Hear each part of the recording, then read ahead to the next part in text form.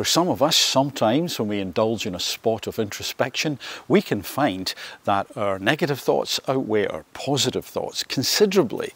Now, this doesn't necessarily mean that we have to seek professional help, but our misery, which is subclinical, is still misery nonetheless, and that can cause us to focus more on those things that aren't right. It causes angst, pain, worry, torment, and we can indulge in a bit of social comparison if we're not careful. We can look at other people and imagine how perfect their lives are. We make up a story as often as not. We don't actually know that. And maybe behind the scenes, this other person or these other people's lives are not great, a lot worse than ours. But that comparison can still happen.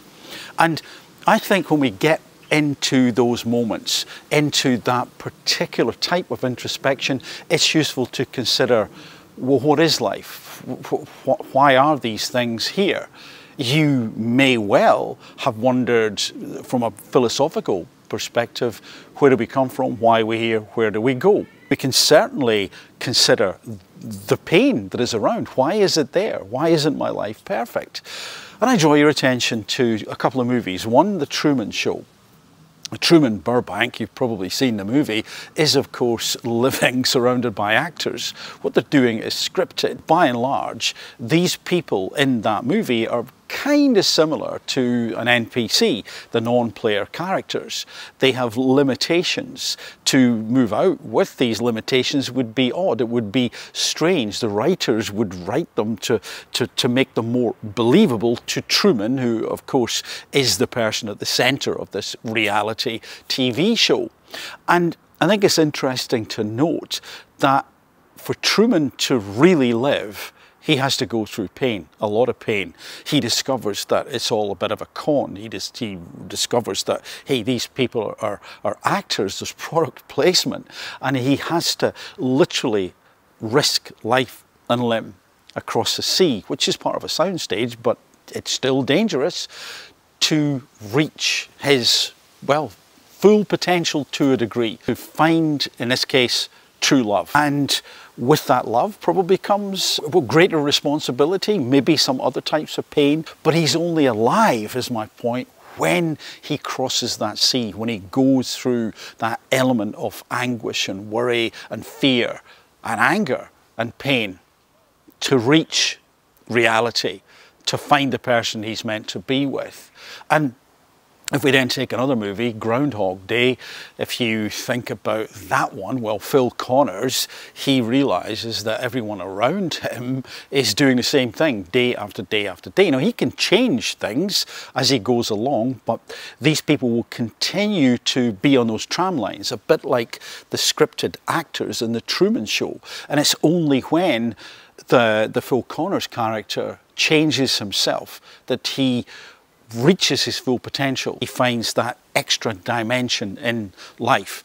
He finds that he's jettisoned what he had become bored with because it just wasn't fulfilling him.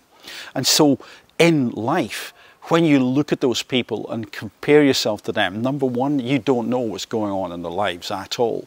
And some people at the moment haven't done enough of that introspection. They're not self-aware enough. That may happen through time.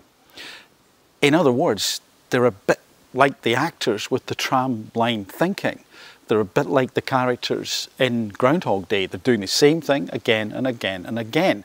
And because you've widened your thinking, you're considering those bigger concepts, like why are we here? What is it all about? With that extra awareness of those thoughts comes some pain at times. We know we're not going to be here. It's a limited period of time, and one way to deal with that is to be on the tram line thinking and say, oh, I'm just going to indulge. I'm just going to keep on doing the same things again and again and again, and it will all go away. It will be fine. It's a bit like that line from a Lily Allen song, a weapon of mass consumption. It's what a lot of people can become.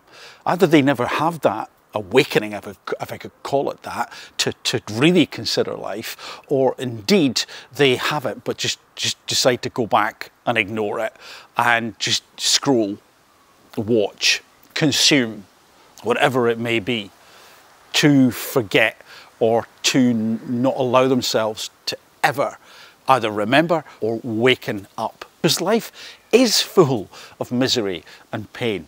It is full of those things which can challenge us. And if you're sensitive to that, if you're feeling overpowered at times, it's because you're open to it. By the same token, you also have the ability to really drink in the joy, the pleasure, the soaring feeling of looking at a sunset or a sunrise or a work of art. When we're there, when we're in those moments, that is us living. And for us to live like that, we need the light and shade. I've talked about this before, the chiaroscuro. We need the things that are dark to experience the light. We can't experience the light without the dark. And so when your negative thoughts are there, consider that they are there almost as a springboard, almost to allow you to drink in and enjoy the true ecstasy of certain parts of this existence. And who would you rather be? Truman Show? Phil Connors stuck in the loop? Or the Phil Connors who changes, or the Truman who changes? Anyway, I hope you found that interesting. Let me know what you think. In case I don't see you. Good afternoon, good evening, and good night.